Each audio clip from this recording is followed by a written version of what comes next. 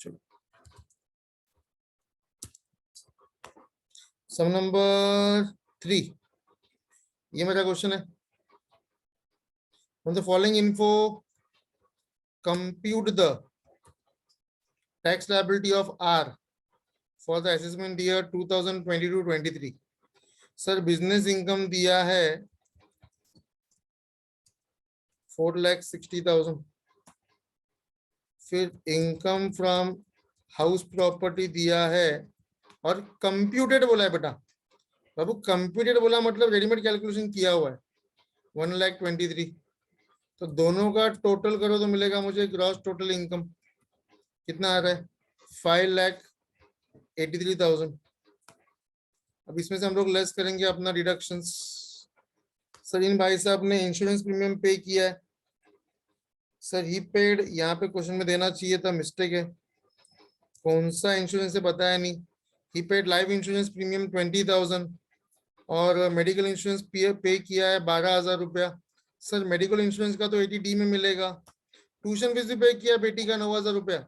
एक minute sir, एक minute sir. 80C में आप सबसे पहले LIP लिखता हूं मैं।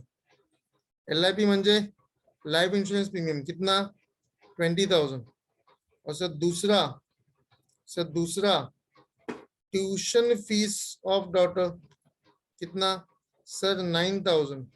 तो टोटल कितना हो गया सर 29,000। डिडक्शन कितना मिलेगा एक्चुअल अमाउंट कॉन्ट्रीब्यूटेड और 1,50,000। दोनों में से विच एवर इज लेस।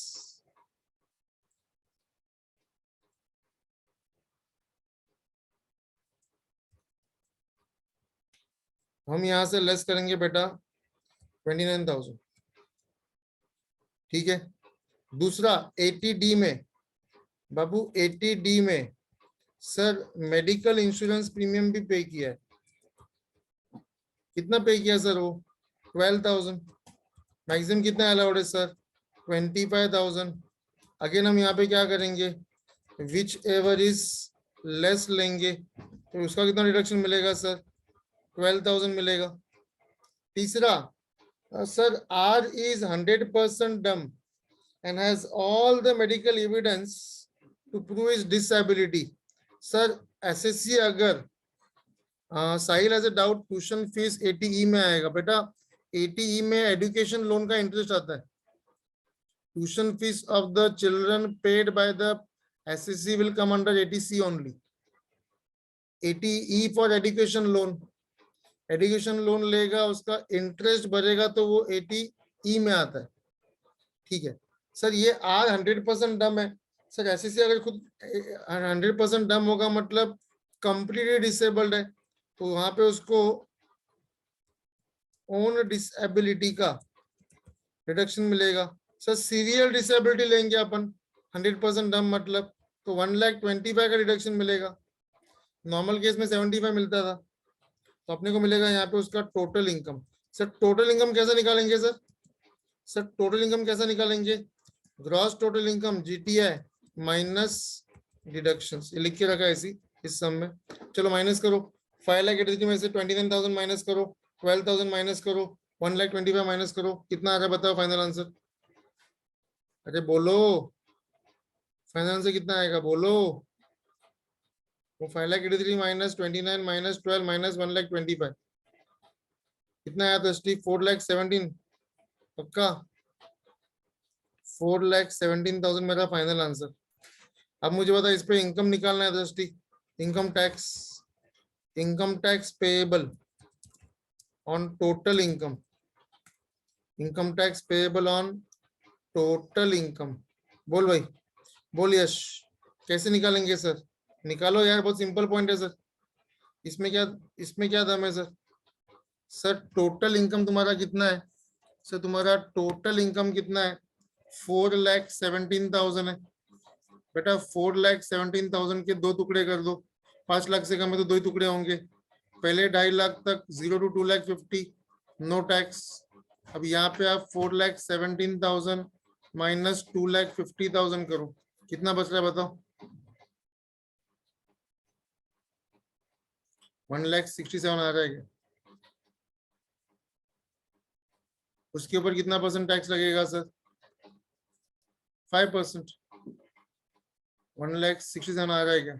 उस पर टैक्स आएगा तो ST 8350 और यहाँ पे 0, सो आपका टोटल टैक्स आएगा 8350। कितना आएगा सर? सर इसमें से पहले आप रिबेट ले लो। अरे 1 मिनट रुको सर, रिबेट मिलेगा क्या चेक करो। अगर सर क्वेश्चन में दिया होता था आर नॉन रेसिडेंट है तो हम उसको रिबेट नहीं देते थे।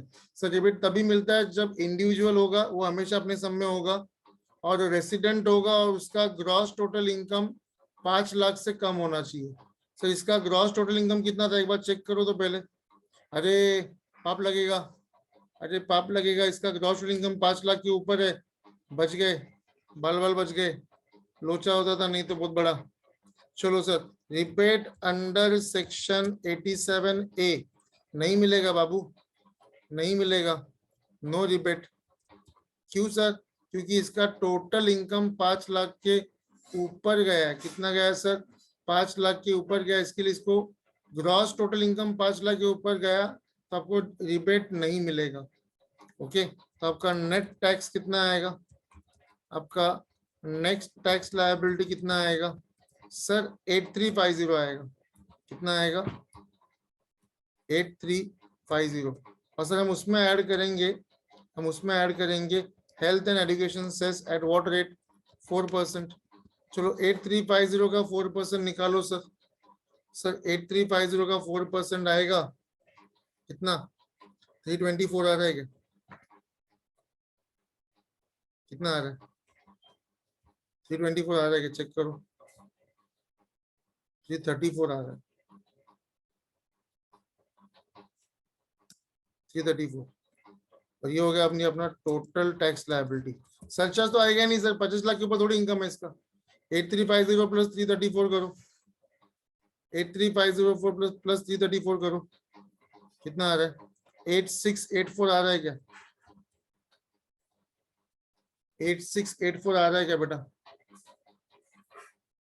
चेक करो। 8350 प्लस 334 इज इट 8684? मैंने ओरली किया है, please check. Any queries? Any queries? बढ़िया सा सिंपल सा क्वेश्चन था। अच्छा, थोड़ा बच्चा बोलेगा सर प्रेजेंटेशन करने का मेरे को थोड़ा अच्छा। ओके, मुझे थोड़ा अच्छा प्रेजेंटेशन करने का। मैं बोलेगा ऊपर दो तीन चीज और लिख दो। Name of the assessee. Sir SSC का नाम था मिस्टर आर, और राइट हैंड साइड में लिख दो यहाँ पे असेसमेंट ईयर 2022-23, और एक लाइन लिख दो previous year 2021-22। That's it. Presentation वाला पार्ट है मेरे, बाकी मैंने यहाँ पर टेबल नहीं बनाया, यहाँ पे तो रेडीमेड कैलकुलेशन दिया हुआ था सब।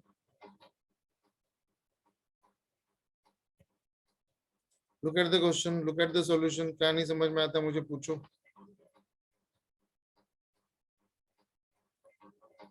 यश डेकोरेशन नहीं किया तो भी चलेगा, कोई दिक्कत नहीं है, पर ये 3 लाख ऊपर लिख देगा तो थोड़ा सा इंप्रेशन अच्छा हो जाता है, और कुछ नहीं।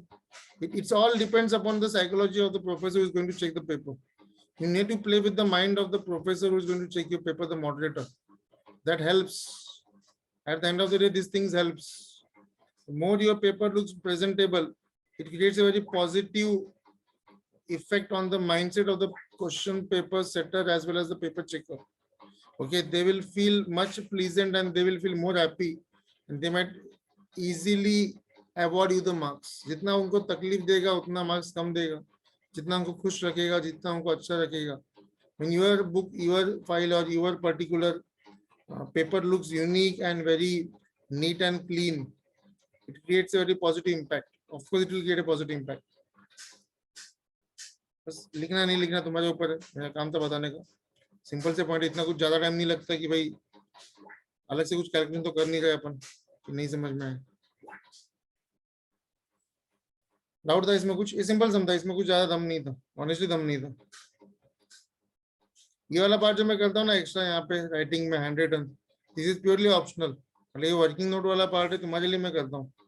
But for me, the most difficult part for a student is to learn how to compute the tax. That's the most difficult part.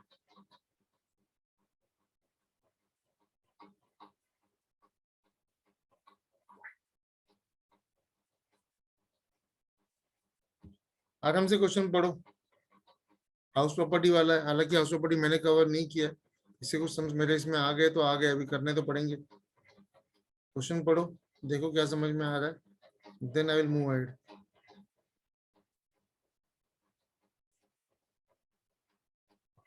और क्या दिया डिटेल्स देखिए. तो नीचे वाले पॉइंट बाद में देखो, पहले ऊपर वाले पॉइंट्स देख लो. क्वेश्चन रीड करना बहुत इंपॉर्टेंट है. I keep on seeing every now and then people don't realise this.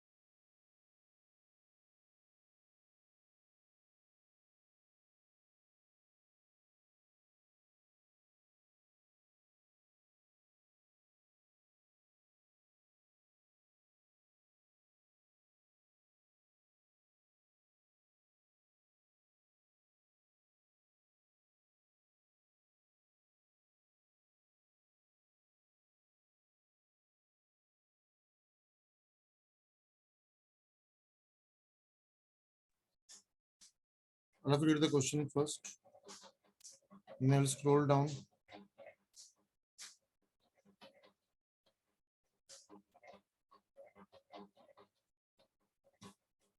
Question पढ़ना बहुत इंपॉर्टेंट है. सॉल्यूशन तो बात की बात होती है.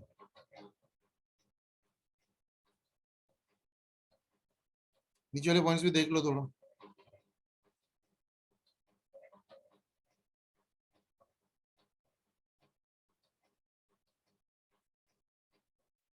नीचे वाले पॉइंट्स भी पढ़ लो.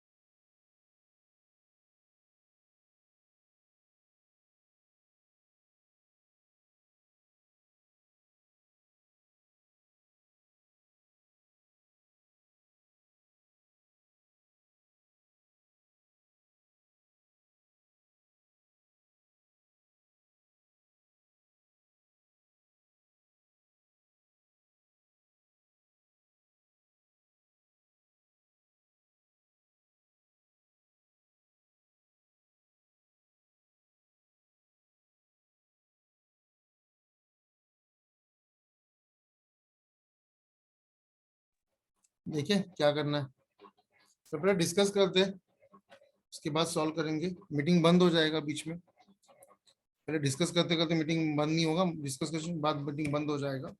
Then will solve again when we rejoin. Please rejoin again those who are there. हाँ सर, कैसे करना है देखते हैं. सर पहले तो इसके पास ये सैलरी इनकम है. इंदौर में 2 लाख 80 सैलरी इनकम है. बोनस अभी बोला नहीं, डिक्लेयर्ड है, तो अपन मान के चलेंगे पैसा मिल गया बोनस का. ये पॉइंट देखो ना सर. सर ये ट्रेवलिंग अलाउंस मिला है, लेकिन ऑफिशियल वर्क के लिए मिला है बेटा. सर अगर मुझे ऑफिशियल वर्क के लिए ट्रेवलिंग अलाउंस मिलता है तो मेरे हिसाब से वो टैक्सेबल नहीं होगा. सर मुझे इसमें पर्सनल बेनिफिट क्या मिल रहा है, मेरे जेब में पैसे जा रहे हैं क्या? सर नहीं सर. सर ये 4,000 जो मिला वो पूरा का पूरा यूज हो गया ऑफिशियल पर्पस के लिए, और प्रोफेशन टैक्स का तो बाद में अपन डिडक्शन लेंगे. Annual value of self occupied property A rupees 80,000 and rental income of house B is 60,000. Net income from house property C situated at Japan 90,000. which was received there and later brought into India. Expenses relating to the house दिया हुआ है, municipal tax अपने काम का है, बाकी तीनों अपने कुछ काम के नहीं है, मैं तुमको पढ़ूंगा भी नहीं. अदर डिटेल्स में दिया है एफडी का इंटरेस्ट मिला बैंक ऑफ महाराष्ट्र से 1500 रुपए. जापानीज गवर्नमेंट सिक्योरिटीज हमने उसके ऊपर इंटरेस्ट रिसीव किया इंडिया में. He made the following payments. Payment क्या किया इसने? सो इसने पेमेंट किया है LIC का प्रीमियम, NEC सर्टिफिकेट्स और unrecognised point to be noted. याद आ रहा है कुछ? सर अनरिकॉग्नाइज में जब तक तुम भरते जाएगा कुछ भी डिडक्शन नहीं मिलेगा. अनरिकॉग्नाइज में पीएफ में अगर तुम पैसा जमा करेगा तो डिडक्शन नहीं मिलेगा. जिस दिन पैसा विड्रॉ करेगा उस दिन पूरा टैक्सेबल हो जाएगा. ओके, तो ये डिडक्शन अपन नहीं देगा. लास्ट वाला, ये वाला डिडक्शन अपन नहीं देगा. क्यों? ओनली बिकॉज जो पैसा भरा है वो कौन से अकाउंट में है sir? Unrecognised provident fund. So what is unrecognised? Illegal है क्या? नहीं सर, इलीगल नहीं है, सिर्फ इनकम टैक्स डिपार्टमेंट का उसको अप्रूवल नहीं है, इसलिए वो अनरिकॉग्नाइज हो गया. इसके लिए उसका डिडक्शन नहीं मिलेगा एटीसी में. नॉर्मली अपन पीएफ कॉन्ट्रीब्यूशन एटीसी में लेते हैं सर. सर LIC का प्रीमियम एटीसी में लेगा, NSE सर्टिफिकेट का भी एटीसी में मिलेगा. Compute is total income for the assessment year 22-23. During the previous year 21-22, he was resident and ordinarily resident in India. बोला बंदा रेसिडेंट है और ऑर्डिनरी रेसिडेंट है. बंद हो जाएगा अभी, प्लीज वेट. दीजिए नाकिन, less than 1 minute.